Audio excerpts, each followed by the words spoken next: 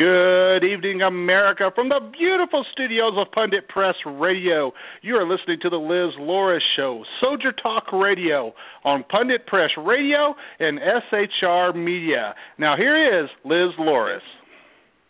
Thank you, Dan. Welcome. Thank you to all of our listeners. It looks like we have a full house tonight, and I know everybody is excited about the show.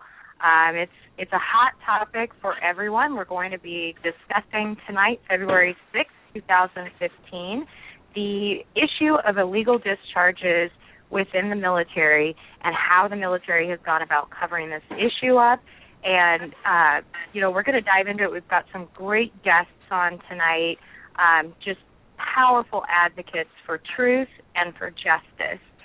We also want to thank everyone that is listening, as Dan said, on our Pundit Press radio page. I know Dan made some excellent updates to the show, so we're hoping that it's easier for everybody to access the show. We encourage everyone to share it with your friends, particularly this show. It's the only way that we're going to get the message out there and hopefully impact change for the positive. We also have SHR Media, and they have been strong supporters of the show, continuing to carry the message of truth.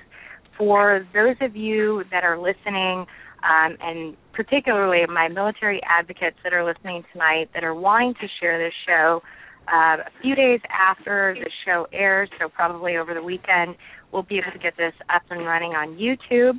So I know for some of the formats out there, that might be an easier way to share the show and to get the message out there, so you can always tune in by looking up Liz Luras, and that's Luras YouTube. So we've got all of our shows on there as well. So as we always say, and as we always kick off each show, we always want to make sure that we give a shout-out and just pay tribute to our beautiful introduction, my sister soldier, Sergeant Kimberly Agar, who was then deployed heaven-bound. She is the one that sings our introduction to the Liz Luras Show, Soldier Talk Radio. She continues to bless all over the world with her voice beyond the gates of heaven. So we just thank her and her mother, Margie Agar, for just sharing her voice with all of us every single week. For anyone that tuned in to the show last week, we're just kind of taking care of all the business and getting it out of the way since we've got a lot of content tonight. We had the 13-hour Benghazi selfie contest after having our friend, American hero, Chris Tonto Peranto, on the show last week. So for anyone that has gone out there and gotten the 13-hour book, you can still take a selfie with the book showing support. Feel free to post it on my public Facebook page, which you can find at facebook.com/Liz Luras, or feel free to contact me on my Twitter account and post it. You will be entered into a drawing, and Chris has so graciously offered to give us an autographed copy of the book, as well as we're going to send out some other American tributes with that. So we'll do the drawing on, the drawing ends on the 14th of February, so we've got about another week to get your pictures in. We've had some good response so far, and we will announce the winners. We'll do two, and they will be announced on our February 21st show. So make sure to get that in. I know the guys appreciate all the support and just continuing to get that message of truth out. So without further ado, we have a very heavy show, and I'll just say this kind of as a disclaimer. There is so much content. There are so many angles to this story that we're going to cover tonight that we're most likely going to do a follow-up show. I personally know of a lot of other veterans that this issue affects, and that we'd love to have them on. Hopefully we can get some other, maybe even congressional people on a follow-up show. So just to all of my warriors out there, don't worry, we're going to keep the fire burning on this issue. To tee this up for all of my listeners that are not aware of this issue of the illegal discharges in the military and how the military is not taking care of our warriors and not giving them the justice that they deserve, we have a short clip, and this clip is actually from Alyssa Figueroa, who is the investigative reporter who just recently, through Fusion, had published 2 articles dealing with this issue. And so we're going to play just one of the audio clips from that, and then I'm going to introduce our guests right after that. So, Dan, without further ado, if we've got that, let's tee that up. Tens of thousands of soldiers have been involuntarily discharged from the Army since 2001. Some believe they were kicked out unfairly. The Board for Correction of Military Records is like the Supreme Court for Army discharges. The last place in the Army a service member can go to correct an error or injustice, like a missing medal or an unfair discharge. The Army Board says it grants relief about 41% of the time. But we found that when a case involves entitlement to benefits, it almost always upholds commanders' decisions. We reviewed thousands of decisions from 2001 to 2012 where veterans appealed 3 common discharges that left them without benefits. But only about 2% were granted a medical evaluation that could result in getting benefits from the Army. Veterans and their lawyers say the system is broken. Board members spend an average of less than 4 minutes reviewing applications that can be hundreds of pages long. Usually, they sign off on initial decisions made by Army staff who have reviewed the applications. For these 4 years, about 36,000 service members had cases before the board. Only 1 was allowed to appear in person. Service members can challenge a decision in federal court, but lawyers estimate that happens only about 1% of the time. For many, it's a black hole where justice is elusive. Wow, and that is just the tip of the iceberg, friends. I'm going to go ahead and, without further ado, bring on our panel guest for the panel discussion tonight. I want to give a quick bio. Our first guest tonight is the investigative reporter, Alyssa Figueroa, and she is not only an investigative reporter that produced the Fusion reports. I know we're quickly putting them into our chat room, and I know that I've been tweeting them out personally all day today. But she is also a producer for Fusion, a joint venture of ABC News and Univision. She covers everything from military to criminal justice system.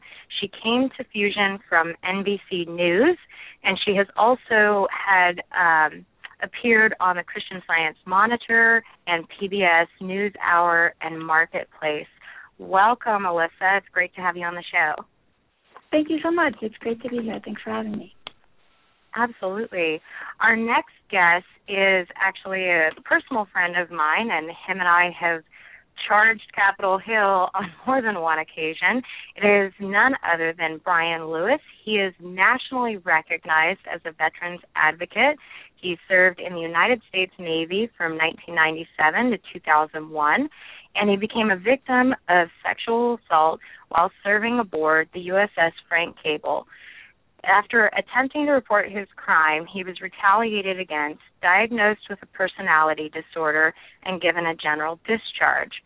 Brian is active in the survivor community where he currently serves as the president of Men's Recovering from Military Sexual Trauma, or Mr. MST. He is also an advisory board member for Protect Our Defenders, or some people know them as POD. And he is also newly appointed as a board member for, and I'm hoping I say this correct, Eternity, and he is also the advisor for menthriving.org.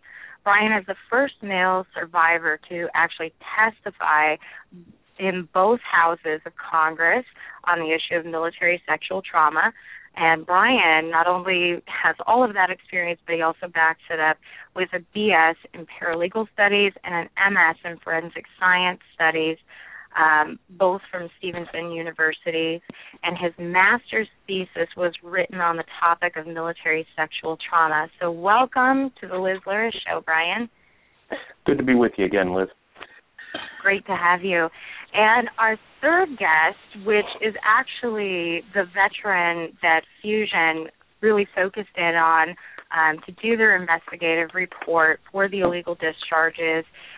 He is Sergeant Chuck Luther, who served honorably in the United States Army for over a decade, experienced a TBI, which is a traumatic brain injury, after a mortar attack, and went through what we're going to be talking about tonight. He has been an advocate for veterans that have been wrongfully discharged, and he continues to be a warrior for justice for our fellow veterans. Thank you, and welcome to the show, Chuck. Thank you, Liz. It's an honor to be here. Absolutely. So I think the first thing that we want to do, and I know all of us have dealt with this issue, obviously the three of us are survivors of the issue, but I want to start out first kind of explaining to the listeners what this issue is all about, and then I want to go into the two different types of camps, if you will, so those that are given this type of a discharge for combat situations like with you, Chuck, and then those that go through military sexual trauma and are silenced through these abusive diagnoses. And so I want Brian to be able to speak to that. So starting out with you, Alyssa, can you explain for our listeners what this project was, how it came about to you, and kind of what some of that process was in the article for those that haven't had a chance to read the investigative report? Sure. So I basically what my stories were looking at were this board within the military called the Board for Correction of Military Records. What that means, it's an internal panel within the Army. I focused on the Army only, that looks at issues with people's military records. So if you feel that there's been an error or injustice incurred against you and it's reflected in your military record, this is the place you can go to say, hey, there was a mistake. You know, my name was spelled wrong. It needs to be fixed. Or I suffered an injustice. I was kicked out of the military when I shouldn't have been. I was demoted when I shouldn't have been. This is serious. It's impacting my life, and I need my record changed so that I can get whatever benefits, I'm entitled to or continue in my military career. So I looked at this board. I kind of came to it. It's a really obscure board. I think a lot of people have never heard of it, don't know it exists. But I came to it because I was researching initially, more than a year ago, December of last year, stories about military sexual trauma, sexual assault in the military. I started looking into the issue. It was when it was really big in the news. I learned about a few people who had been sexually assaulted, reported it, and then were discharged with a personality disorder. I started looking into what that meant, what a personality disorder discharge meant, and I learned that for a lot of people it can be very, very harmful. It's a discharge that leaves people without access to medical benefits from the military. So because in the end the military said this is a disorder that was pre-existing, the only way that someone can get that discharge changed, say, you actually had PTSD, you served in combat, or something happened to you while you were, serving your country, and your record should reflect that rather than this personality disorder. The only way to get that changed is to appeal to this board. So in that kind of roundabout way is how I got to this board. And what I found when I started looking into it was everyone just said, it's such a joke, it's such nonsense, don't even look into it, it's not even worth it. No one even applies because they know it doesn't work. The people who do, no one ever gets anywhere with it. So I thought, well, that's odd that they have this whole thing set up that's supposed to be the main way to fix issues for people, and everyone says it's non-functional. So I started looking into it, and kind of using personality disorder as my primary example for, a big thing that people want to change on their records. And basically we looked through tons of decisions. I interviewed a lot of folks, and I focused on Chuck's story because he just has such a compelling story, and in the end he applied and appealed and wasn't successful with the board. And I thought his case really, really showed kind of how crazy it is that how unsuccessful people are trying to get anything reversed with this board. And so I found in the end with my story, I guess, that it was true. This board doesn't really seem there to be there to help veterans so much as to kind of protect the Army in the end and kind of justify the Army's decisions. That's kind of what I found. And like the video had said, you said there was about 36,000 or somewhere in the upwards of 36,000 veterans, and now that was from 2001 to 2012. Was that your study? And those were people that came to the board to try to get corrections and were denied. Is that correct? Am I stating that correctly? Not quite. Those numbers, so that video is a little bit difficult actually just on audio because it has some like graphics that kind of explain it a bit. But what we found was the 36,000 number are the number of people who applied. About 9,000 people a year apply to the board and have their cases heard by the board. And we found for 4 years, 2009, 10, 11, and 12. So if we multiply 4 by 9,000, we come to 36,000. 36,000 people had cases before the board. Of those 36,000 people, only one person was actually allowed to have a hearing. So it's allowed to present their case in person. And that's a big problem with these boards. They say no to anyone who wants to actually appeal and make their case. So that's one big part of the problem. No, they never let anyone come before them. They give you a letter saying no, and that's kind of it. You can't really question the decision. A lot of times they don't answer a lot of, the evidence you bring forward. They don't even kind of acknowledge that your evidence was even there. They don't respond to all the claims you make. Their decisions are very cursory and short and kind of confusing. But as far as numbers, what we found was between 2001 and 2012, 2% of veterans who wanted a medical evaluation to see if they could get medical benefits for an erroneous discharge were allowed one, and none were granted a medical discharge outright. So meaning none. 2%, right? None were given one outright. See, I think that is huge. Yeah, not one. Huge. Not one person. And I don't want to cut you off, but I know we want to bring on Chuck and Brian, and I want to thank Chuck and Brian because I know our chat room is full right now. We have so many people in there. I know our phone lines are full. There are so many people that want to hear about this issue, and I think for myself, I also went through the same thing. I'm still fighting it myself, and I literally felt like I was the only person that went through this circumstances until I don't even remember what it was that I had heard, but I had started hearing that there were other people that had gone through it. Chuck, I wanted to talk to you a little bit about this because the article focuses on your story and you went through actually applying to the board. Can you give the listeners a little bit of background on your service and what kind of happened to bring you to the place to where you were applying to the board for a correction? Yes, I can. Real quick, first of all, Alyssa and the folks at Fusion did a great job on bringing the statistics out. What happened with me was I served in the U.S. Army from 1988 to 1996, a year on active duty, and then went reserve duty, and then I was a part of the drawdown after the Desert Storm, and then I got out and became a reservist in North Carolina again, and chose that I didn't want to do it halfway. I chose to come here active duty, and I came to Fort Hood. I was deployed to Taji, Iraq in 2006 as a 19 Delta reconnaissance scout, living on a combat outpost, doing combat operations. I was hit by a mortar while I was in a guard tower. The guard tower was knocked over, shaken. I received a head injury that I didn't realize about, started suffering symptoms, couldn't sleep, lost weight, anger, all those things. The PTSD was setting in.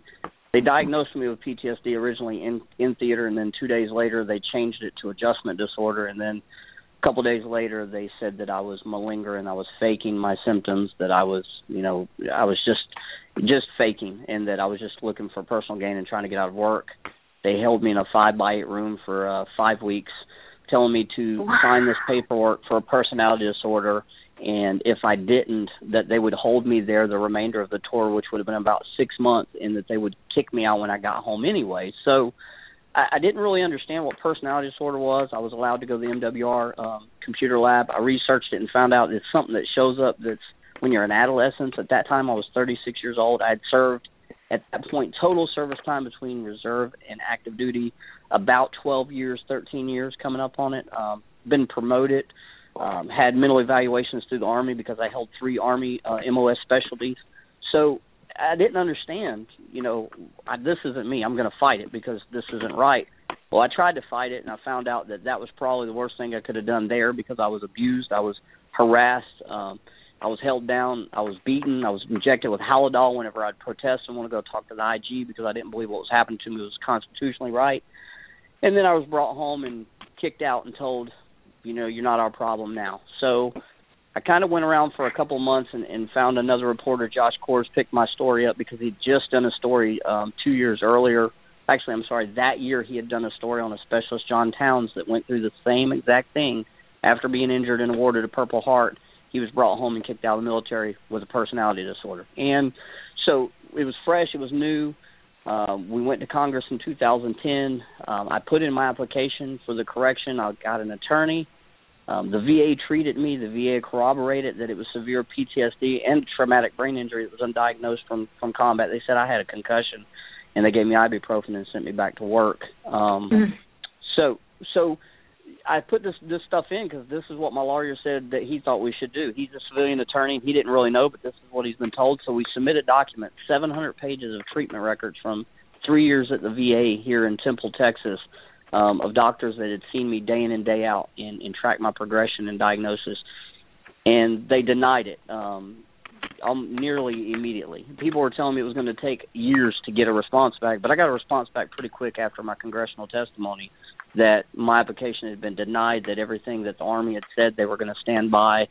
So then we reapplied. We said we could appeal it. So I reapplied, and we sent some more supporting documents. We requested a hearing that I be present for. We weren't granted that, and then we sent another letter that said basically we reviewed the evidence, we still stand by it, and you're out of chances. Your appeal's done. And that's where they left it. And I just want to say this because I can't believe we are actually almost to the halfway point in the show, and I want to bring Brian on. This is just proof of how big this issue is, and I would love it if you guys would come back on a follow-up show, because I know there's no way we're going to tackle everything that's involved in this issue. Brian had made a great comment, and he's got a bunch of articles that are just amazing and full of information for those that have gone through this or are fighting it right now along with us. But Brian had made the statement where he said this is not a new issue, and I just want to back that up because Dan, my producer, him and I had a show probably about 2 months ago, and I was talking about this issue. We had a gentleman, Aru, who had called in. He's somebody that kind of follows, another soldier that follows some of my work on Twitter and whatnot, and I'm hoping Aru is listening tonight. But he had said that he went through the same thing, retaliation, this unlawful discharge, and his case dated back to 1988. So this is not a brand new thing, and I think probably Alyssa could speak to the fact that the military and the DOD does everything to try to not get this information out, to not give statistics. I want to bring Brian on just to give kind of a brief background on his experiences, and then we'll have to go to a break just to go to a break with our sponsors, and then we'll bring everybody back on. So, Brian, if you are still there, thank you so much for sharing all this information. I wish everybody could be looking at the chat room. Yeah, and it's a pleasure to be on with you. First off, Alyssa and her team did a great job with doing this article, both from the combat side and the military sexual trauma side.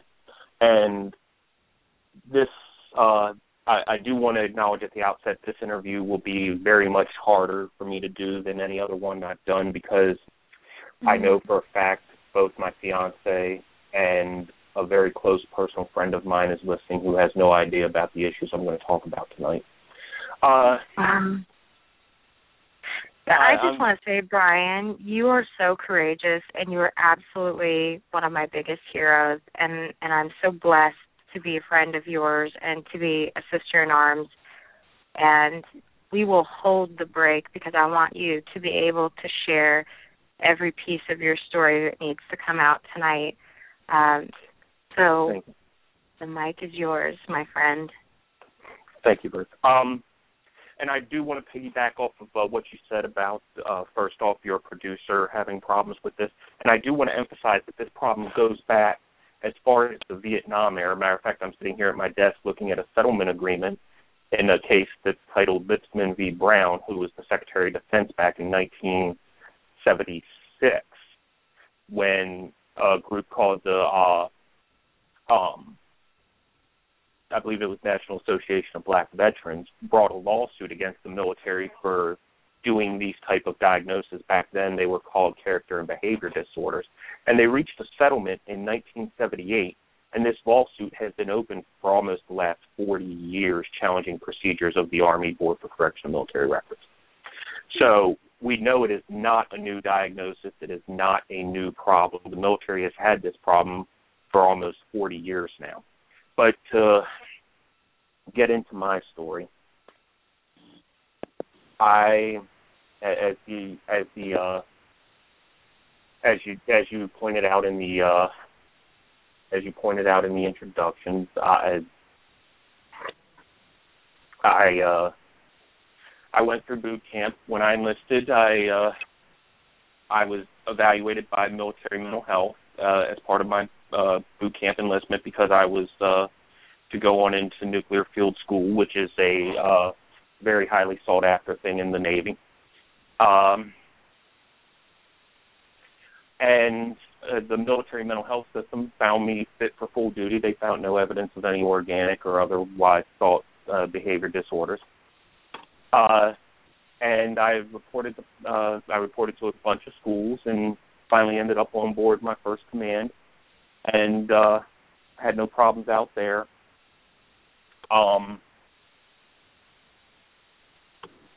Then I reported to my second command, the USS Frank Cable, and while I was stationed aboard the Cable, I was raped. And after that, the command tried to bury what happened, and the commanding officer of the ship ordered me flown off. And had me sent back to San Diego. And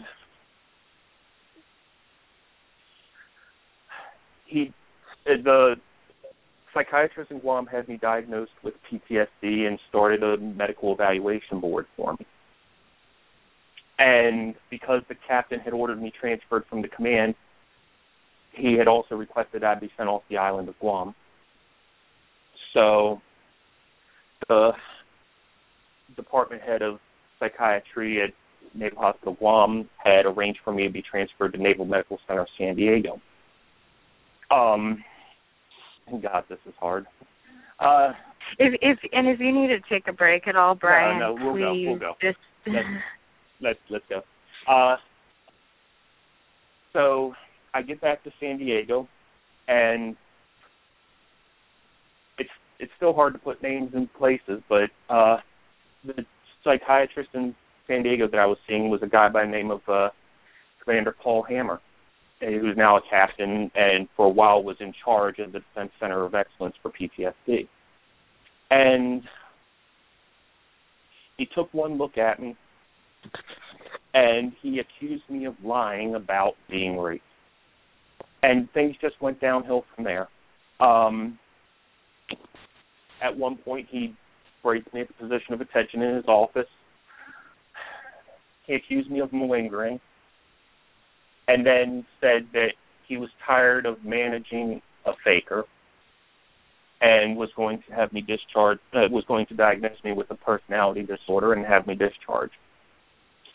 Captain Hammer spent a total of about 10 minutes with me, maybe every other month or so. So he filed the diagnosis, had my command discharge me, and I ended up going home. It was not the military's problem anymore. I petitioned the Board for Correction and Naval Records, who denied me, of course. And the hardest part of all this was finding out I wasn't alone. A few years ago, I met a friend of mine who was with me who served with me in the military. His name was Jeff Sarnacki, and found out that the same doctor who diagnosed me had also diagnosed him with a personality disorder. And you know there's problems at a hospital when the same doctor can diagnose two people with a personality disorder who are that close in time and space. And it's true what the numbers, that there's about 31,000 between 2001 and 2011 who were diagnosed this way. But it's also that people's careers are being destroyed with this diagnosis. I'm a first-year student at Hamlin University School of Law. And when I go to apply for the bar, I'm going to have to explain that diagnosis. I'm going to have to tell the Board of Law Examiners how I got what's conveniently known in the MST community as the lying whore diagnosis. And now I've taken one of the bigger steps and talked openly and honestly, not only in front of my fiance, but people who know me in the capacity as a law student and also as a friend, and had to bear this because there's the possibility that someone listening out there might need to hear what I'm saying and might need to hear what Chuck's saying. So that's about it in a nutshell for right now.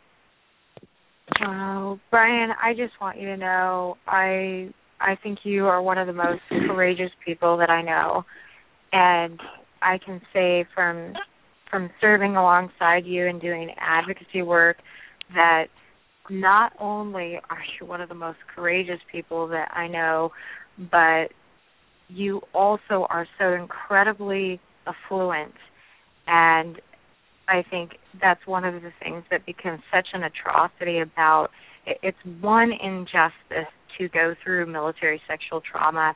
It is an injustice upon an injustice to be so wrongfully labeled and to have your career absolutely ended. And I think that's one of the things that so angers me about this situation, and it's frustrating because I think a lot of people don't even know how to address this issue, particularly in the MST community, because I think there's already enough shame with going through sexual trauma, and there becomes that much more shame when you have this additional challenge. Yes.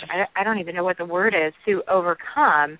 And I don't know if you can speak to that at all, or to those that are listening. Do you need the break? Do you need the sponsor break first? You know, actually, I was talking with Dan, and it looks like we're going to forego the break. This is obviously such a big issue, and we don't have time to cover everything, so we are going to push the break out, if that's okay with the rest of my panel. Yes, yeah. So I think the first part of your answer has to go to what it makes the person feel like. And for me, I will never feel my veteran status. I will never feel the idea of being a brother in arms.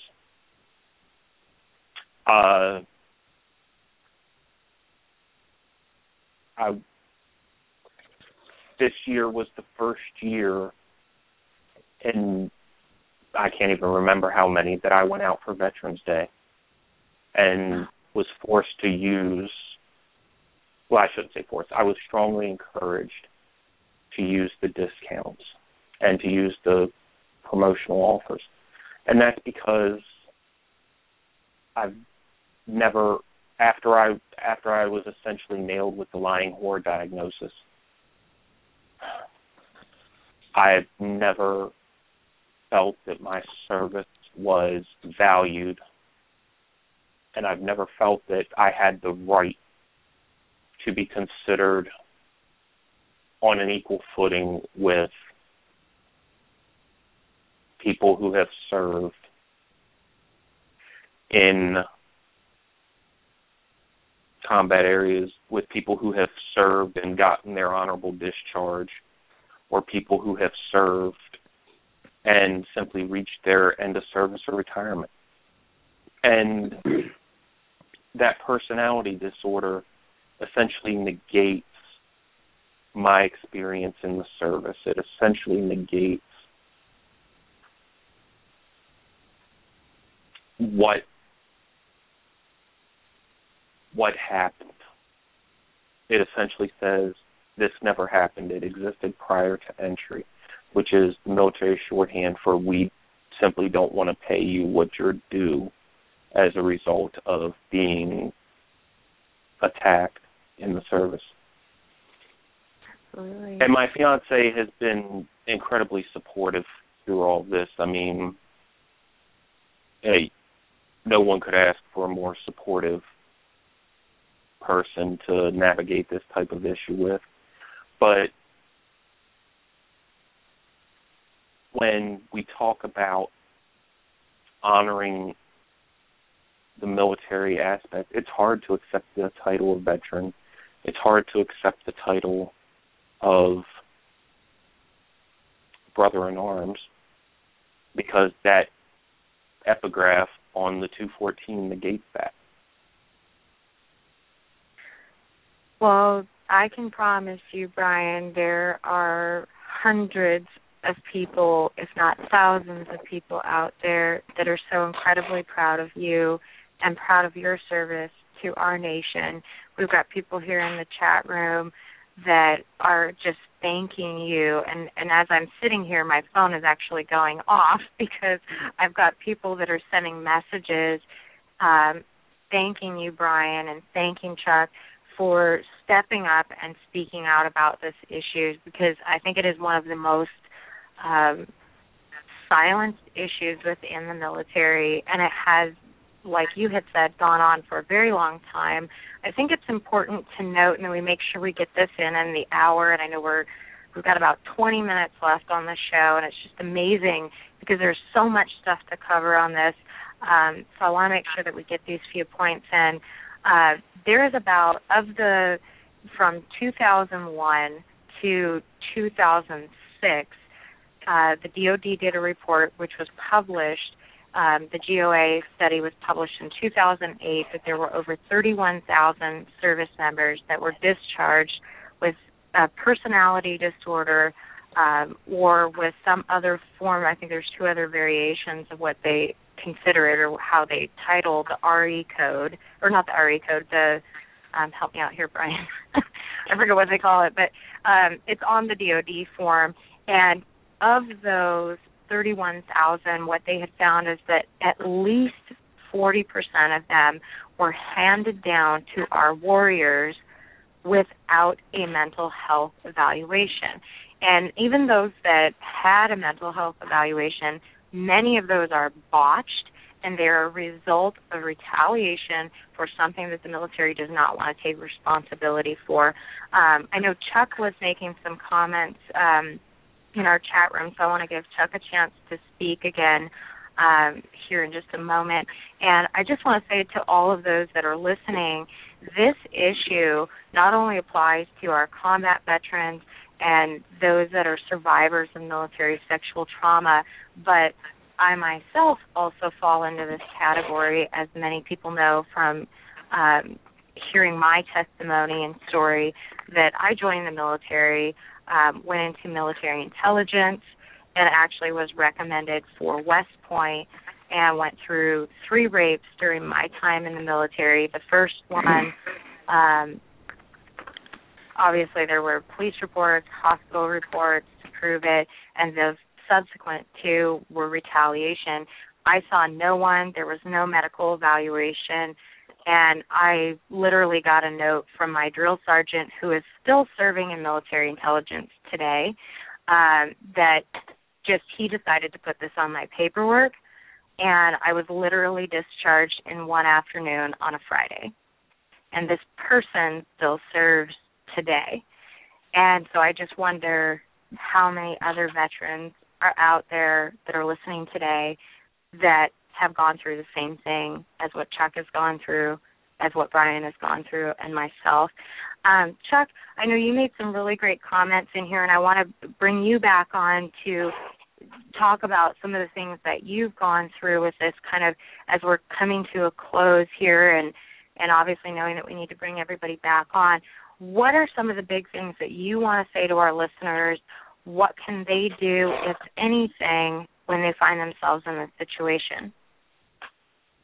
Well, the first thing is, if they find themselves in this situation, reach out and get help. I mean, there's Liz, there's Brian, there's myself. There's a ton of us out there that have went this, and we've all been in the same boat. And I know when it was happening to me, I was like, wow, I'm the only guy this has ever happened to. And being a combat arms guy, it was really hard to swallow, because I felt like I was taken away from Iraq and I wasn't allowed to finish my service, and we lost several of the soldiers that I served along with after that point. You know, I live with that every day of, if I were there doing my job, maybe I should have been a little tougher. Maybe I should have sucked it up and drove it on. Maybe I should have done that. But I'm past all that now, realizing that it wasn't me, it was them. And unfortunately, in the military sexual trauma arena, I've dealt with a lot of soldiers and tried to help them get the resources. You know, they become the issue. They're the ones that cause this issue. They're the ones that have the problem, and they're going to hurt the military if they talk up. And it's just a real sickening thing about toxic leadership that we're there. But reach out. There is help there, and there is a lot. And the advocacy that I do is I catch a lot of this going on. As soon as I hear a soldier in the mention of a 5-13 personality disorder discharge, we want to fight it now, because you see the fight for us 3 on the other side just to get in front of a board to tell them our story is immense. So if we can stop it beforehand and call your congressman and call the senators and give these people demand, because the one thing I realized after going to Congress and after interacting with these politicians is that they work for us. They work for the U.S. People. We are the people, and we are people that served and gave of our life and our time and our talents to this country to make it a great country that it is. So the politicians work for us, and we have to demand that our interests are heard and they're served. They're in those meetings every day, and it's a tireless fight. I mean, there's days that I just want to give up, and I know that Liz and Brian, I'm sure that you guys have been there, but you take a breath and you see what the outcome can be, and the fire. When I listen to Brian talk, there's not a lot of things that move me to tears, not because I'm upset or sad, but it just destroying me to know that someone like Brian said, you know what, I'll step up. I'll be one of those very small percentages of Americans that will serve their country, and I will go serve. And then I'm harassed, then I'm beaten, then I'm betrayed, and then it's just everything that could be violated about an individual is, and Liz also. And then you stand up and ask for help, and the very people that are supposed to be your counterparts become the enemy. And that was what was hard for me, is seeing these folks in uniform, wearing the same uniform that I did. The guys that were my brothers now have become the enemy. And they painted me out to be the bad guy. Oh, he's crazy. Oh, he's psycho, and all that other stuff. And and I still get it. On chat rooms, people will read my story, and I'll go down and read the comments sometimes, and I hear crazy stuff. It used to get to me, but I know who I am. But just don't not fight. And if you can't fight, reach out, because somebody out there like us is there to fight for you and help you. Absolutely. And I'm gonna jump in for about 10 seconds here and ping off of that. That it's hard when you have to view people in uniform in a certain way, and this is where I really want to give a shout out here.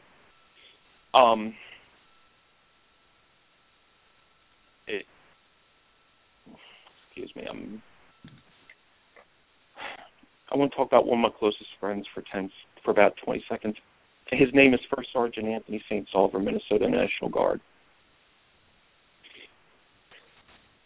He's my study partner in law school. One of the nicest guys you ever met, him and his wife Diane both.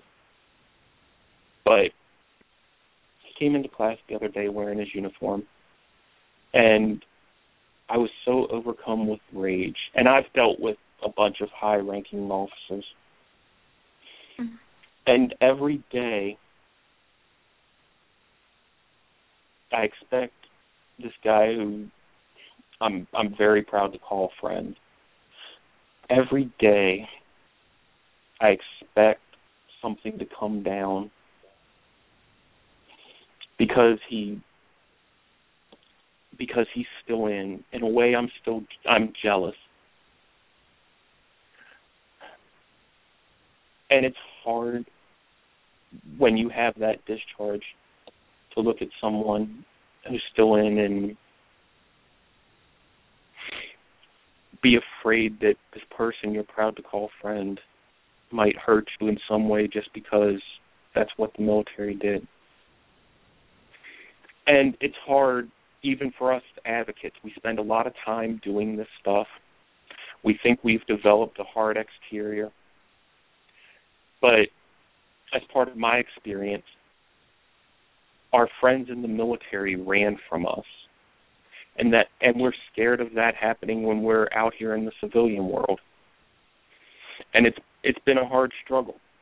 And another thing that we need to talk about in terms of getting help is the fact there's no financial incentive for lawyers to step up and do this work. It costs, $15, $20,000 to retain a lawyer. And there's no financial incentive for them to step up and do the work that needs to be done. And I've had conversations, and we just really need to get the professional communities engaged in this. Us as advocates, we can do a lot of things. We've been through a lot of fire, but there's just certain things we really need professional communities such as doctors and lawyers to step up and say we're willing to forego the cost. Yes. But we need to help our veterans in this case. Absolutely. I think that's probably one of the biggest issues is, because I get that question all the time, why don't you fight this legally? And it's like, this is not the civilian world. Right. And it is very, very different. It is very challenging. I know Brian and I have talked about this issue extensively. And there just really isn't that support. We need people, we need patriots, fellow advocates, other military members, those that care about our warriors to, as we said earlier, to step up and put the pressure on our congressional representatives that this issue matters. And I don't know if we've mentioned it already, and we probably don't have time tonight to get into it, so I would love to have you guys back on again for a future show because there's just too many things to cover with this. But this is a systemic issue because there are many of these, we keep saying 31,000, but there's obviously far more than that because it is an issue that has spanned over at least the last 40 years. But people that are not getting their rightful services and support, it's not just about their careers and their dreams being destroyed and illegally and wrongfully taken from them, but this is also about the fact that a lot of those people, we've got people that are committing suicide. We have people that are not getting the mental health care that they deserve, that they need. And like in Chuck's situation, with having a TBI or traumatic brain injury, not getting the health care that is needed. And I think, like with Brian's situation, being a male advocate, an MST survivor, I mean, you could do an entire show on the lack of services and support for our brave men that have experienced military sexual trauma. And there are actually more men that are going through that than there are women today in the military, even though we hear about a lot of the stories. And it's not to say anybody's situation is more or less important. They're all important, but there is definitely a lack of services and support, and this just makes that issue that much more challenging. We're getting our 3-minute warning here, so I want to give Alyssa a chance to tell all of our listeners that have not been logged into the chat room how they can find this article or 2 articles and how they can get in touch with you. Sure. Yeah, sure. So the story, there's 2 kind of big main stories. One, if you just Google a losing battle, it'll come up. That was kind of had the bulk of kind of the investigation. The other story is it's called Another Way the Army Can Deny Justice to Victims of Sexual Assault, and that really focused on the sexual assault angle. And if you're interested in reading both of those, they're under my author page on fusion.net. If you Google Fusion and Alyssa, A-L-I-S-S-A, I'll pop up and the stories are there. You can also definitely, if you want to get in touch with me, you can email me. I don't want to tell my email address on the radio, mostly honestly because it's long and I think people won't remember it. But you guys, do you have a Twitter account? You're more than welcome to put it out there. Oh yeah, Twitter. Okay. Yeah, I'm at Alyssa Fig, A-L-I-S-S-A, F as in Frank, I-G, Alyssa Fig. So the links are all on my account as well. And then the other thing that is interesting is there has been, since the story has come out, a few kind of lawsuits that have come out by the National Veterans Legal Services Program. They're taking the Board of Corrections to court for illegally denying people. And there have been some folks that are hopefully getting interested and are looking into it a bit more, like who could have some power to fix this stuff. So I think it's something that needs to continue to get coverage, and it's not the easiest story to report. It's complex, but it's a story that people care about, and it looks like people are trying to make changes, so that's a good thing. Absolutely. Well, I just want to thank everyone again. I wish I had 3 hours on this show, and again, I just commend all of you and for the courage to step up and take on such a huge issue, and just a special thank you to Chuck and to Brian. You guys are my American heroes, and I mean that from the bottom of my heart. You're just incredible people, and I'm so blessed to have had you on the show and to have the friendship, and we will definitely do this again. I know we're going to bring my producer, Dan the Butcher, back on, and I think we have a promo that we're going to play from our partners over at SHR Media. Is that right, Dan?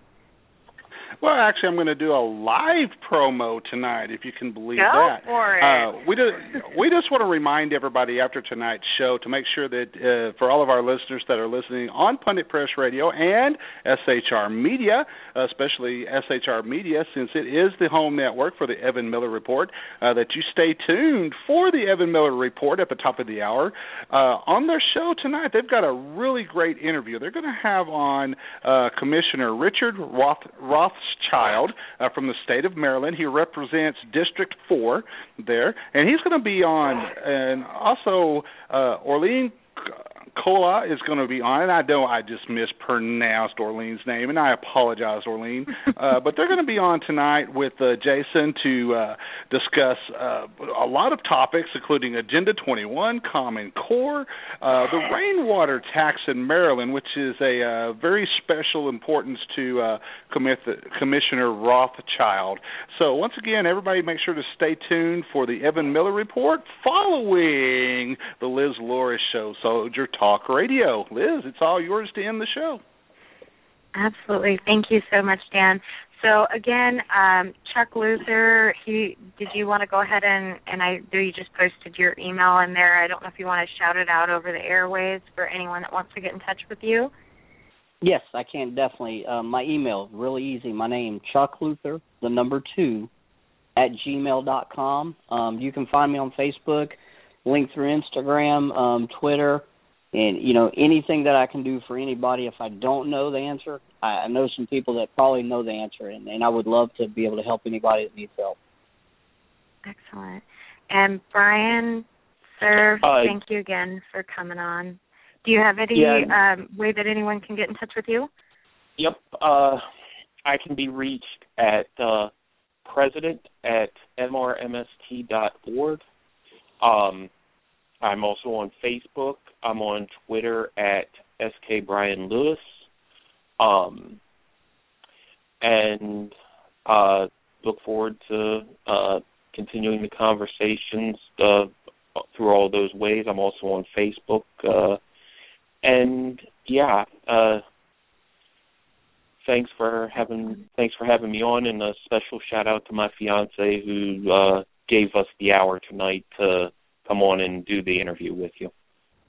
Yes, and I cannot wait to go to your guys' wedding coming up soon. So I'm sending prayers and trying to find dresses to wear. So I love you guys. You guys are amazing. God bless America. God bless our troops and all of our patriots that are stepping up to be a voice for truth. Never, ever give up. Tonight, our taps that we're going to go ahead and play here in just 1 second is for our American hero, Chris Kyle. God bless. Good night.